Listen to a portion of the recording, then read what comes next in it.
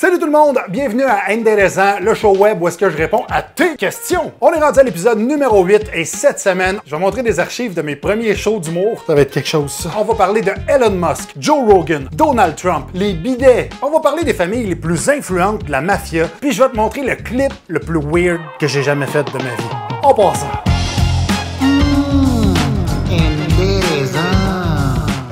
Première question, c'est quoi ton numéro de carte de crédit? En plus, c'est ma soeur qui me pose la question. Ok, je fais un deal avec toi, Claudel. Je te donne mon numéro de carte de crédit, mais en échange, je mets ton nom puis ton adresse sur le bill pour payer. C'est bon, ça? On va voir toutes les cochonneries que je me suis achetées, là. Alors, moi, mes pires ennemis pour mes finances, là, c'est l'alcool puis Amazon. Tu me mets devant Amazon avec une bouteille de vin, je pense que j'achète 8000$ de flex tape. Waterproof tape! I sawed this boat in half! Super strong watertight seal! Yeah, doggy!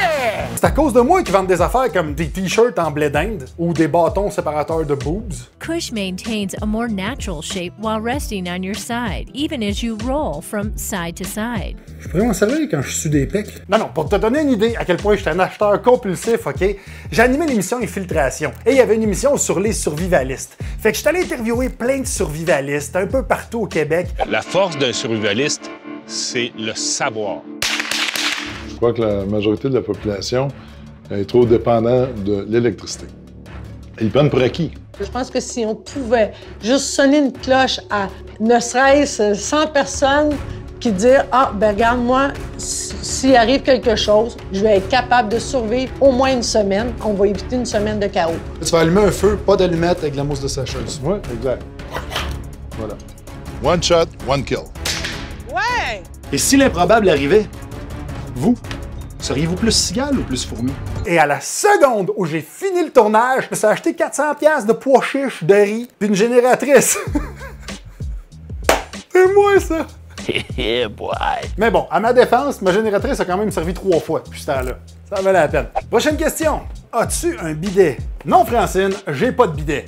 Mais j'aimerais ça en avoir un, par exemple. Parce que moi, te dire qu'en Amérique du Nord, on dirait qu'on est le seul peuple qui résiste à avoir des bidets. Tu vas en Europe, c'est commun que chez quelqu'un, il y ait un bidet. Tu vas en Italie, tout le monde en a. What is this obsession with Italians and bidets? Puis nous autres, en Amérique du Nord, on résiste à ça comme si le papier de toilette était, sans faire de mauvais jeu de mots, de shit. Le papier de toilette, c'est la pire des idées. La preuve que ça a pire des idées, le papier de toilette. Mettons que t'es chez vous, tu fais de la cuisine, tu fais des crêpes. Puis là, à un moment donné, pouf, tu renverses du mélange à crêpes à terre. Viens me faire croire que tu vas prendre du papier de toilette pour ramasser ça. Non, parce que tu sais que le papier de toilette nettoiera pas, là. Il va juste étendre la flaque.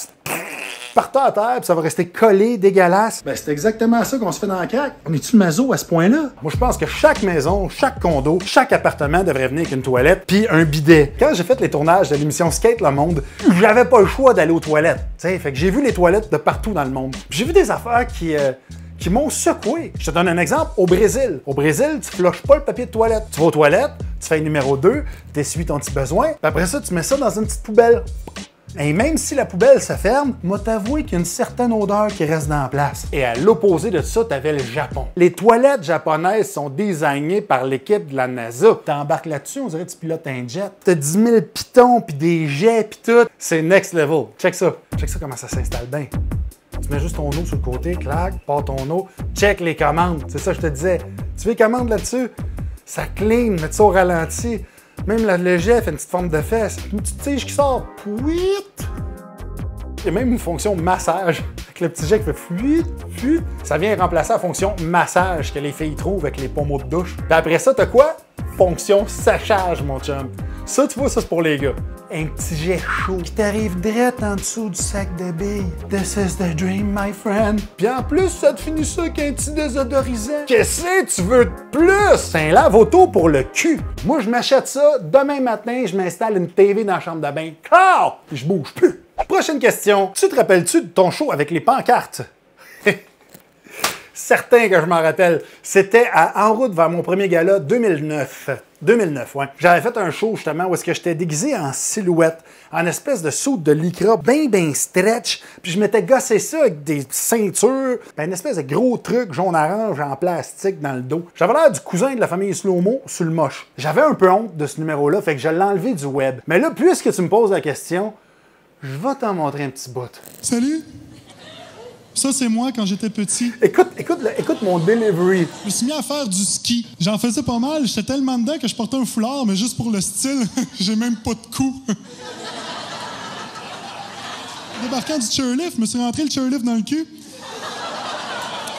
En début de carrière, j'étais pas un stand-up comme je suis présentement. J'étais une espèce de chicken swell à moi tout seul. Je faisais un numéro avec des pancartes. J'en avais un autre qui s'appelait Joe le Chameau avec une marionnette. J'avais ma guitare. Fait que pour faire tout ça, j'avais besoin de projecteurs. J'avais besoin de mon sou de silhouette. J'avais besoin de ma marionnette. J'avais besoin de ma guitare. J'avais besoin de tous les fils pour brancher ça. Puis je me promenais partout au Québec faire des bars pour 300-400$ dans le fin fond de la Gaspésie, au Saguenay, en Abitibi. Puis si tu me suis depuis un bout de temps, ben tu le sais que j'ai un déficit d'attention méga turbo king size, fait que j'oublie tout.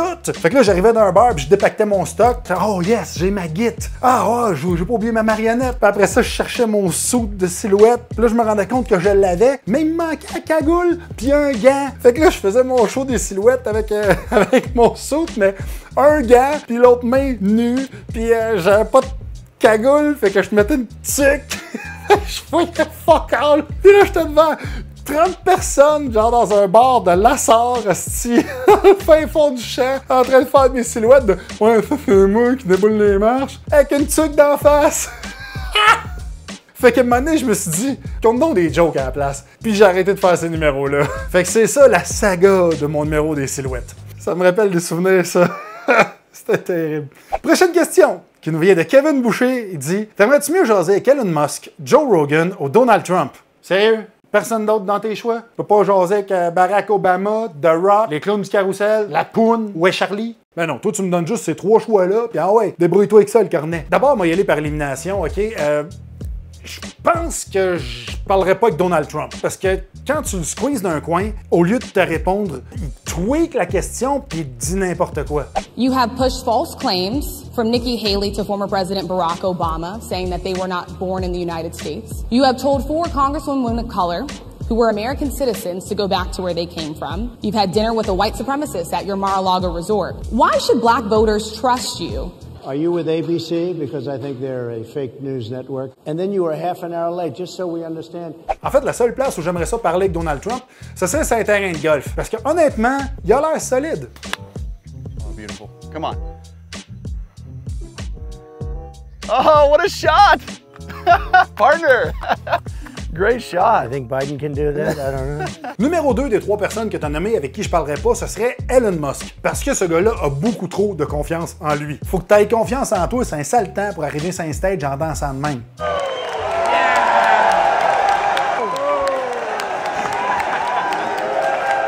Faut que tu sois un milliardaire pour danser de même puis que le monde t'applaudisse. Ça, c'est un double standard. Ce gars-là serait un sans-abri, il danserait de même. Le monde dirait « Check le craqué mental ». Là, il est milliardaire, ils disent « Qu'est-ce qu'il est original ».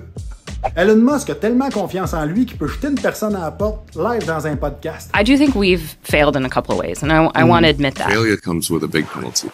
You're fired. Why don't we,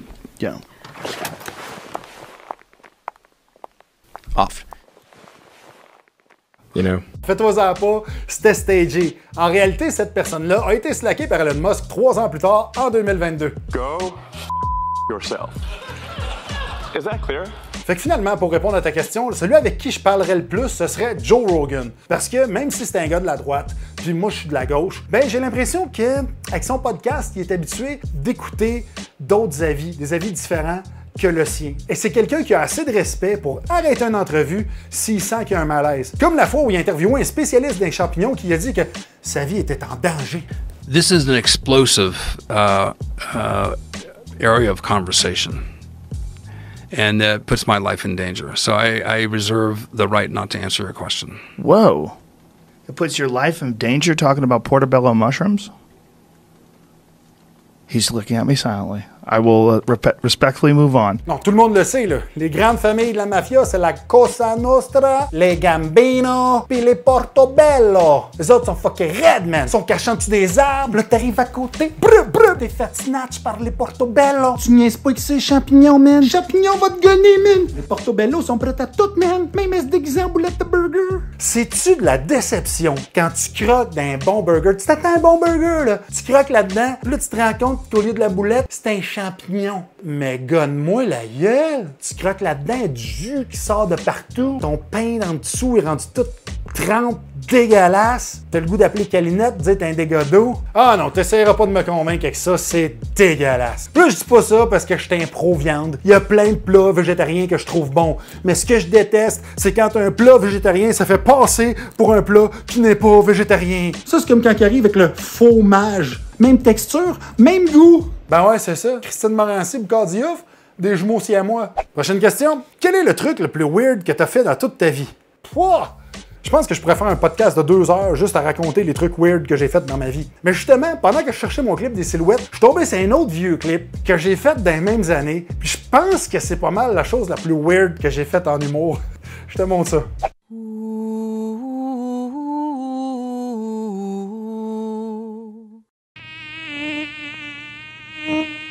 La la la la la la la.